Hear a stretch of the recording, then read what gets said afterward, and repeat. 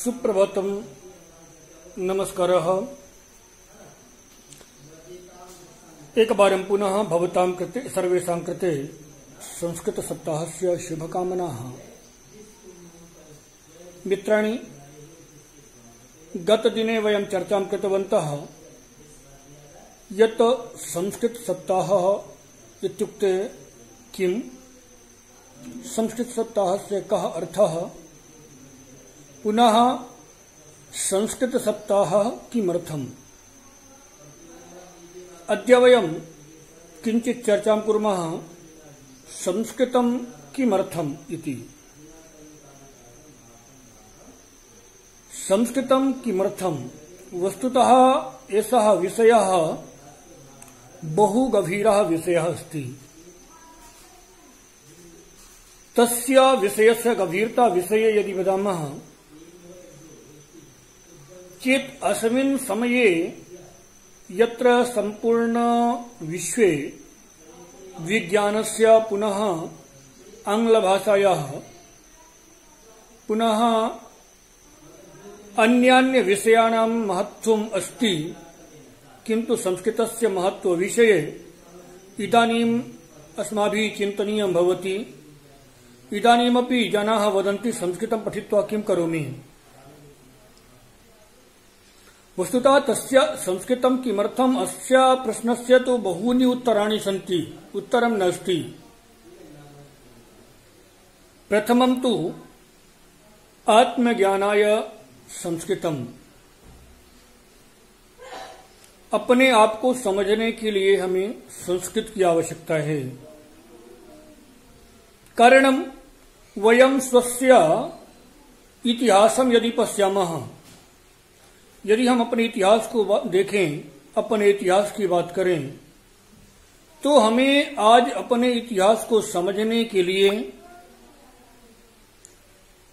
संस्कृत की विशेष आवश्यकता है। कारण आज हमारे समाज में लोग भ्रम में हैं, और सबसे बड़ा भ्रम इस बात का है कि लोगों को यह पता नहीं कि वास्तविकता क्या है। जैसा दूसरे लोगों ने कह दिया वैसा ही हमने मान लिया। जो विधर्मी हैं वह तरह तरह की बातें करते हैं। एक तरफ कहते हैं कि राम और कृष्ण थे ही नहीं, राम और कृष्ण सब कल्पना में हैं। दूसरी तरफ कहते हैं कि भारत में सती प्रथा थी और ब्राह्मणों ने क्षत्रिय शूद्रों पर बड़ा अत्याचार किया, लोगों को पढ़ने नहीं दिया। और उदाहरण की जब बात करते हैं, उदाहरण की जब बात आती है तो महाभारत से एकलव्य याद आता है और रामायण से शंभू के याद आते हैं। अब जब राम थे ही नहीं, रामायण थी ही नहीं, महाभारत थी ही नहीं, यह सब कल्पना में है, तो शंभूक और एकलव्य कहां से आ गए। और यदि यह थे तो दोहरी बात क्यों। हम भी क्योंकि अपने शास्त्र का ज्ञान रखते नहीं हैं और इसलिए दूसरे लोग जैसा कह देते हैं हम वैसा मान लेते हैं। द्रोणाचार्य ने एकलव्य का अंगूठा कटवाया, यह सत्य है, पर क्यों कटवाया, उसके पीछे का कारण क्या था। एकलव्य वास्तव में था कौन।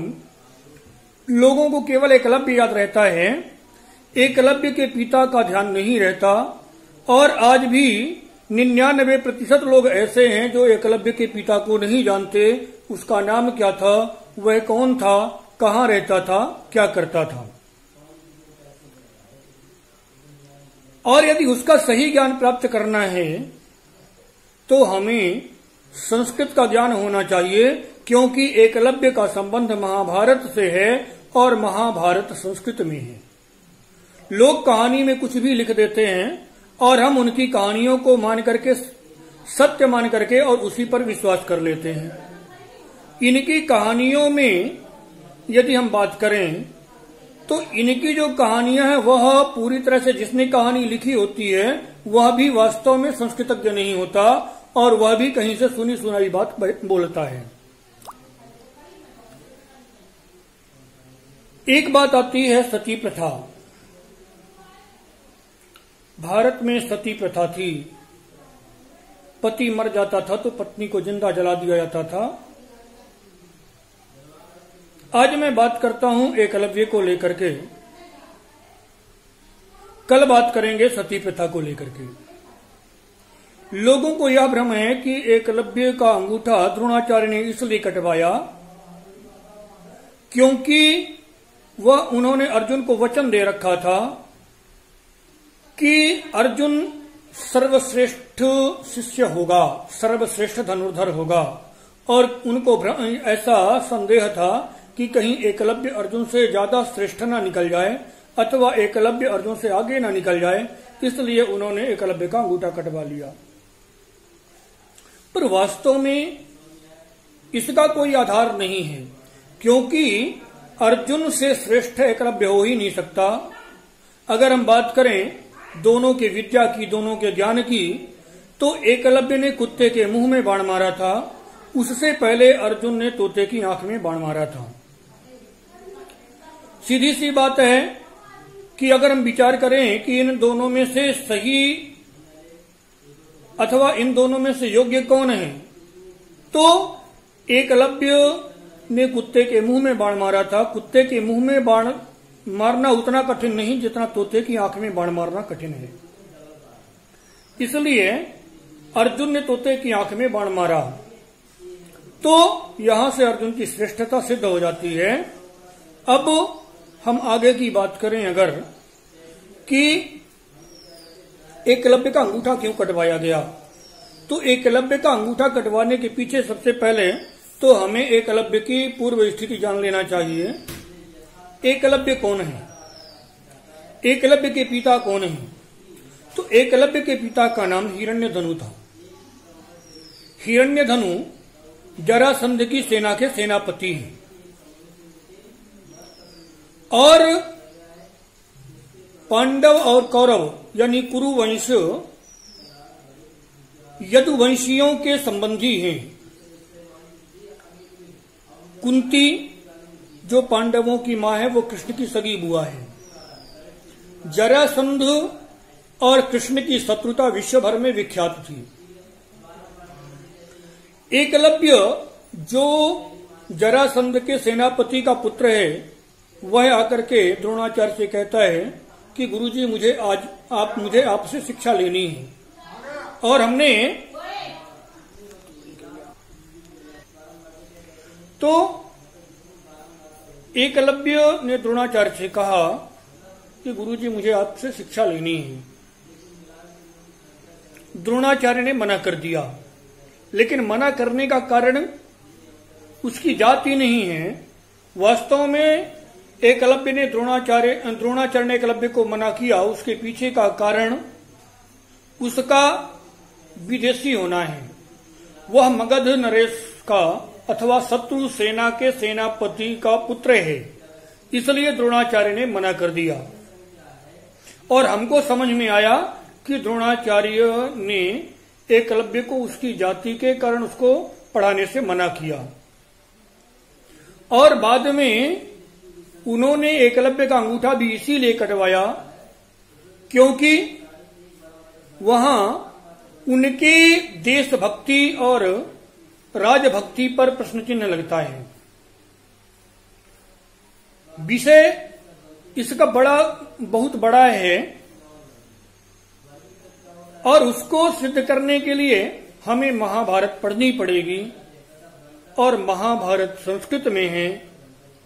इसलिए जब तक हम महाभारत यानी संस्कृत नहीं पढ़ेंगे तब तक हमें माने शिक्षा के स्तर का अथवा प्राचीन शिक्षा पद्धति का ज्ञान नहीं होगा। लोगों को केवल एकलव्य ही याद रहता है। लोगों को यह याद नहीं रहा जिसमें कहा गया पुरुष बली नहीं होता है समय होत बलवान, भीलन लुटी गोपिका ओई अर्जुन ओई बान। अर्जुन को भीलों ने लूट लिया था, जबकि वही अर्जुन थे जो महाभारत के सबसे बड़े योद्धा थे। तो उस अर्जुन को भीलों ने लूट लिया। क्या वो भील अशिक्षित रहे होंगे? अथवा महाभारत में पांडवों के वनवास के समय का एक दृष्टांत आता है, जिसमें भीलों ने दुर्योधन को बंदी बना लिया था और कर्ण को भागने पर विवश कर दिया था। क्या वो अशिक्षित रहे होंगे? यह प्रश्न है। केवल इतना ही नहीं, आपको केवल एकलव्य याद रहता है, किरात अर्जुनियम का किरात याद नहीं रहता जो अर्जुन को बांध देता है। इसलिए शास्त्र को पढ़ें, और शास्त्र को पढ़ने के लिए संस्कृत पढ़ें। जब संस्कृत पढ़ेंगे तो आपको शास्त्र का ज्ञान होगा और अपने इतिहास का ज्ञान होगा। पुनः इतिहास ज्ञानार्थम संस्कृतम इतोपि अस्ति, श्वः वयं चर्चयामः अस्माकं सती प्रथा पुनः संस्कृतम। सती अन्यत बलि, सती और बलि को लेकर के हम कल चर्चा करेंगे। इसके बाद फिर अगले विषय की ओर आगे बढ़ेंगे। तावत एक बार पुनः संस्कृत सप्ताहस्य शुभकामनाः भवतां सर्वेषां कृते। धन्यवादः। शुभम मंगलम।